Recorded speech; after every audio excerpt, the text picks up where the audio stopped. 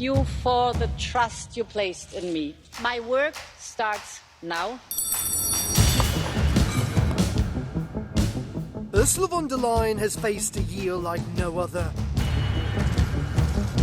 A year in which the world has faced upheaval like never before. Europe's solidarity has been tested, as has her leadership.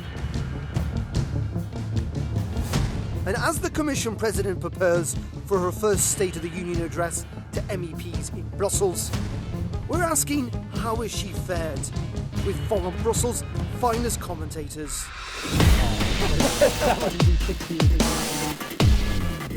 They were the ones who sort of don't have to get dragged into.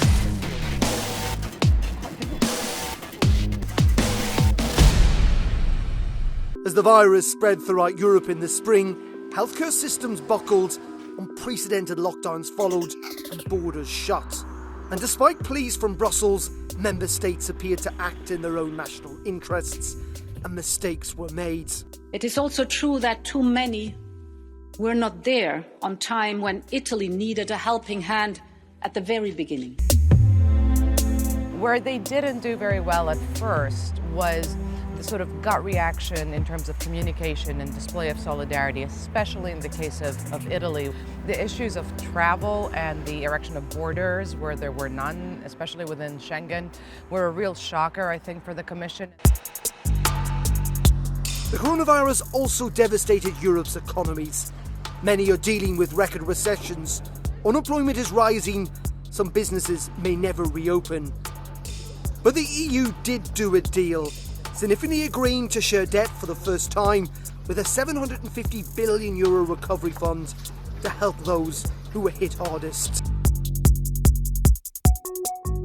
I think what people will remember about the past year will be the common debt part of it. That was a huge step forward for the EU, and it took place under her watch. She's handled it as well as can be, but these are really, really tough times.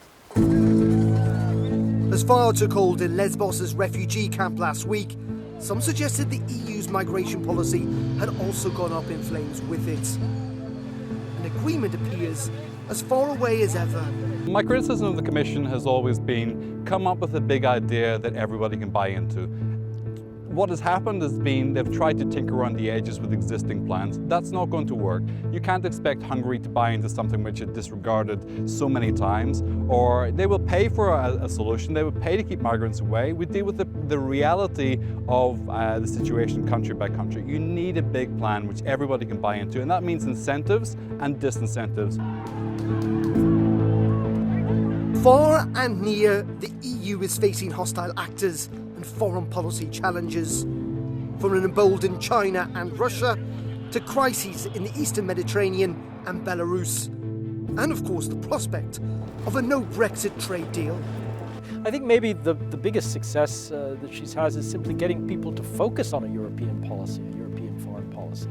There's a lot more debate about that now, and there's a lot more consensus about it too.